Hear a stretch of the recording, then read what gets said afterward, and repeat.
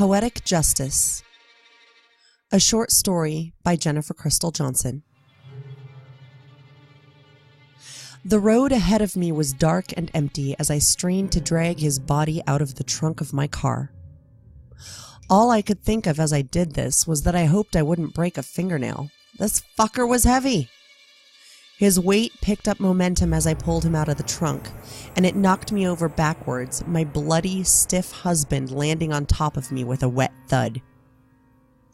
I landed on my behind and let out a little yelp of protest as I strained to lift his upper body back up to finish the job. "You fucking bitch! I can shoot you through the bathroom door, you know. Get your ass out here!" Waves of nausea, anxiety, panic, fear freezing me into place. Can't move, breathe. Peace. The creaking of the bathroom door, looking down the barrel of a .45. Cold steel pressed against my flushed face. Spatters of his saliva on my cheek as he continued screaming at me. Eye contact. "Just fucking do it then," I said, deceptively calm. Silence. I dragged his body 50 or so feet to the edge of the water and then dropped him, hoping I wouldn't have to walk too far to get the small boat that was hidden just beyond the tree line.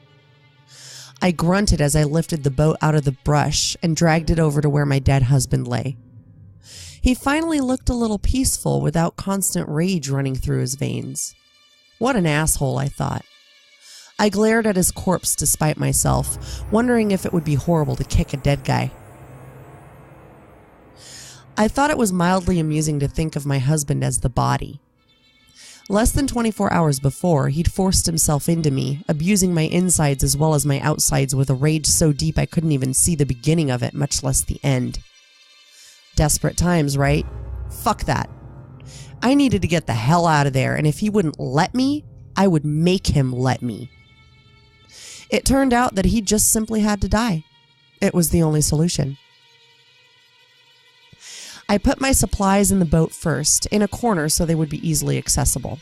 Several pounds of rocks wrapped up in a t-shirt, some 550 cord, a thick blanket, and the same .45 that I'd stared down the barrel of hours before. He probably hadn't figured he would be staring down that same barrel. "Hi there!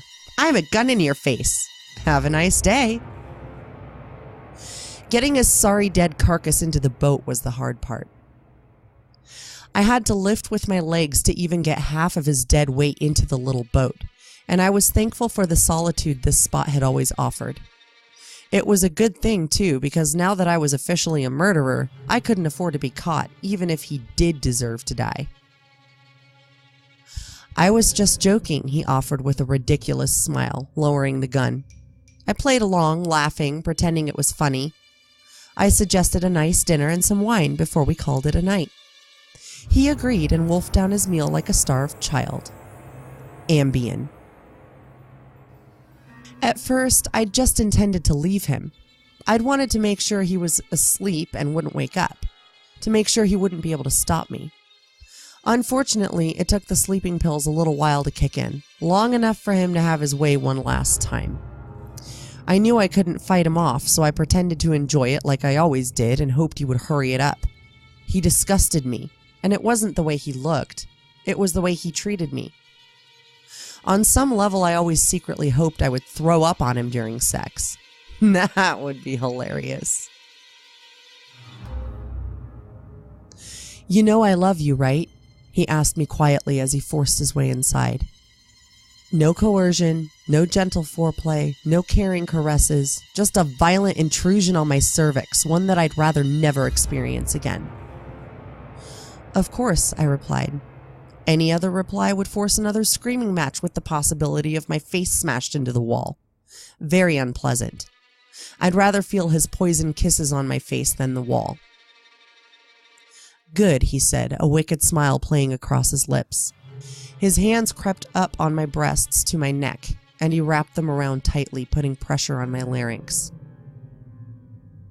I tried not to freak out as the memories kept rushing back from mere hours ago, but instead focused now on the rowing of the tiny boat I'd finally managed to get him into.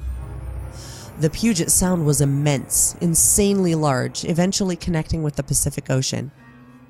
I kept rowing, fighting off the freezing temperatures. When I got far enough out, I took a breather for a few minutes, exhausted from rowing. I looked around me, taking in the beautiful night. Lights along the shore reflected on the water's edge like little jewels strung along a randomly thrown string. "Stop," I sputtered, running out of air. His smile grew wider as he neared orgasm. "I said stop," I wheezed, panic gripping my heart and making it even more difficult to breathe. Blackness. "You stupid motherfucker," I mumbled as I tied the wrapped-up rocks to his ankles. The 550 cord was sturdy but kind of awkward to tie, and the knots didn't want to stay at first. I pressed on, knowing how much he deserved this watery grave. I shot up to a sitting position, panic gripping me and adrenaline rushing through my veins. Twisting around violently to check my surroundings, I immediately calmed down when I saw that I was in my bed, safe and sound. He was passed out next to me. I went to the bathroom and recalled the events that had seemed like a dream until I pulled them from the back of my mind.